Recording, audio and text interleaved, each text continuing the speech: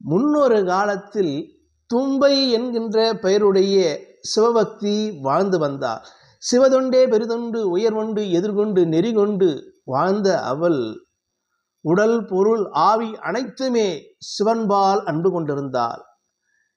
இந்த பக்தியை மெச்சிய சிவபெருமான் ஒரு நாள் அவள் முன் பிரசங்கமாகி, அம்மையே, உனக்கு என்ன வரம் கீழ், நான் தந்தருள்கிறேன் என்றார் அவர்.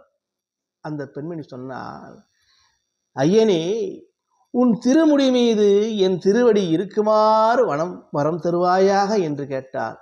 அதற்கு உலமகிழ்ந்து சிரித்து கொண்ட சிவபெருமான் தந்தேன் என்றால் அவள் துணுக்குற்று ஐயமுற்று, ஐயனே, தவறலாக பிழையாக நான் வரத்தை கேட்டு விட்டேன்.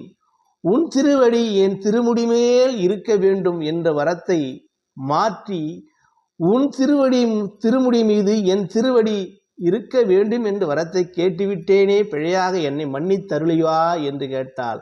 அம்மையே, அடுத்த பிறவி நீ தும்பைப்பூவாக பிறப்பாய். அந்த தும்பைப்பூ 5 விரல்கள் போல இருக்கும். அந்த தும்பைப்பூவை எனக்கு அர்ச்சிக்கம் செய்பவருக்கு சகல தோஷங்களும் நீங்கும், மன அமைதி கிடைக்கும், குடும்ப நலம் பெறும், வாழ்வில் நல்ல முன்னேற்றம் ஏற்படும் என்று சிவபெருமான் அருளினார். சிவபெருமான் விரும்பி நேசித்து அந்த தும்பப்பூவை இன்று வரையில் பிரதோஷ காலத்தில் வழிபடுகிறார்கள் என்று கூறி நானும் விடைபெறுகிறேன். நன்றி, வணக்கம் அன்பர்களே.